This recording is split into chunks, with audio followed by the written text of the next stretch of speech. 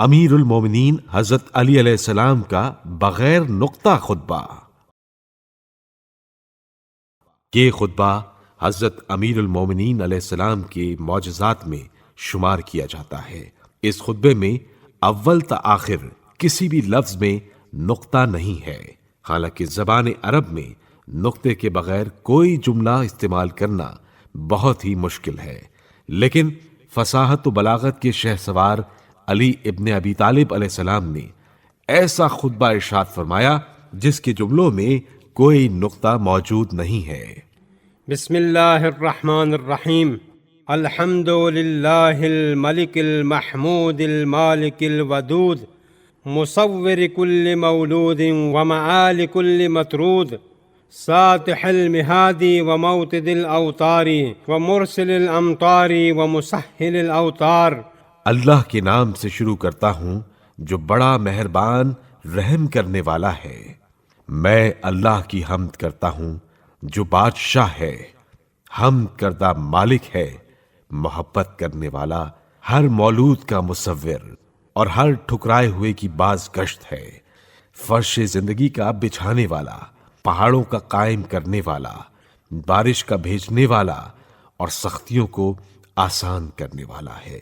عالم الاسرار ومدرکها ومدبر الاملاک ومہلکها ومکور الدہور ومکررها ومورد الامور ومصدرها عم سماحه وکمل رکامه وحمل طاوع السؤال والعمل وعوسع الرمل وعرمل۔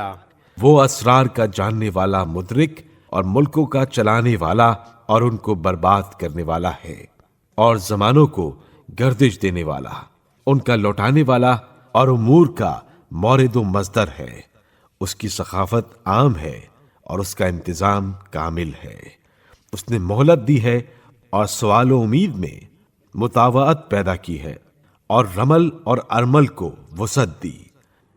احمده حمدا ممدودا واوحده كما وحد الأواه، وهو الله لا إله للأمم سواه ولا صادع لما عدله وسواه۔ أرسل محمدا علما للإسلام وإماما للحكام، مسددا للرعاء ومعتل أحكام ود وسباع۔ میں اس کی حمد کرتا ہوں، ایسی حمد جو کہ طویل ہے، اور اس کی توحید بیان کرتا ہوں جیسا کہ اس کی طرف رجوع ہونے والوں نے بیان کیا ہے۔ وہی وہ خدا ہے کہ امتوں کا اس کے سوا کوئی خدا نہیں، کوئی اس شخص کا بگاڑنے والا نہیں جس کو اس نے درست کیا ہو۔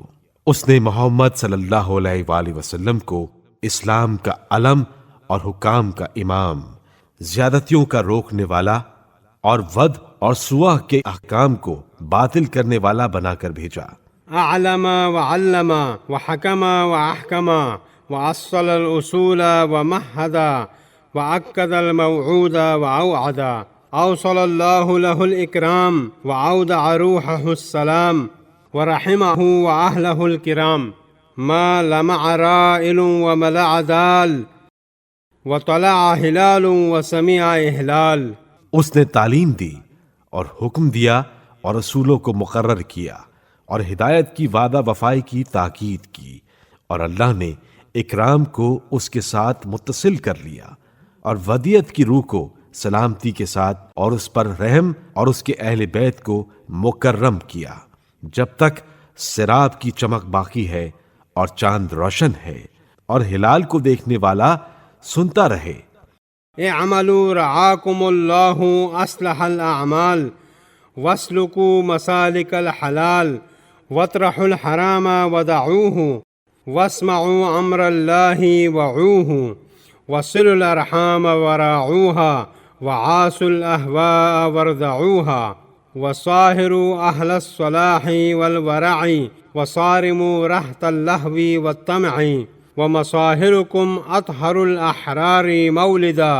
جان لو خدا تم سے رعایت کرے، تمہارے اعمال کی اصلاح کرے، حلال کے راستوں پر گامزن رہو اور حرام کو ترک کرو، اور حکم خدا کو مانو، اس کی حفاظت کرو اور صلہ رحم کرو اور اس کی رعایت کرو اور خواہشات کی مخالفت کرو، ان کو چھوڑو اور نیکوکاروں اور صاحبان تقوی کی مصاحبت اختیار کرو، اور صاحبان لہو و لعب اور لالچیوں سے جدائی اختیار کرو۔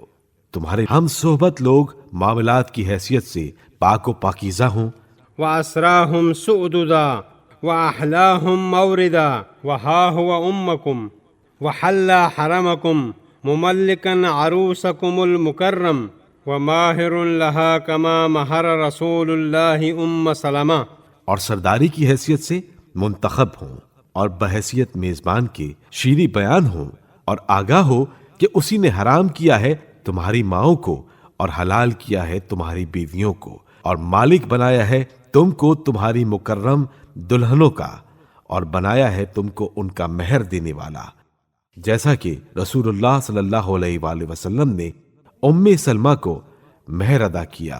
وهو أكرم شهر أودع الأولاد وملك ما أراد وما سها مملكه ولا وهم ولا وكس ملاحمه ولا وصم أسأل الله لكم إحماد وصاله ودوام إسعاده۔ وہ خسر کی حیثیت سے بزرگ ترین ہستی ہیں، انہوں نے اولاد چھوڑی اور مالک بنایا ہر اس چیز کا جو انہوں نے چاہا، اس مالک بنانے والے نے نہ ہی سہو کیا اور نہ وہم و غفلت۔ میں اللہ سے تمہارے لیے سوال کرتا ہوں کہ ان کے وصال کی اچھائیاں تمہیں ملیں اور ان کی سعادت کی مداومت حاصل ہو۔ وألهم كلا إصلاح حاله والإعداد لمعاله ومعاده وله الحمد السرمد والمدح لرسوله أحمد۔ اور اصلاح حال کی اور اس کے مال و معاد کے سامان کے لیے الہام کرے، یعنی اس کی دنیا و آخرت کی بہبودی کے لیے خواہش کرتا ہوں۔ حمد ہمیشگی اسی کے لیے ہے، اور مدح اس کے رسول صلی اللہ علیہ وآلہ وسلم کے لیے ہے، جس کا نام احمد ہے۔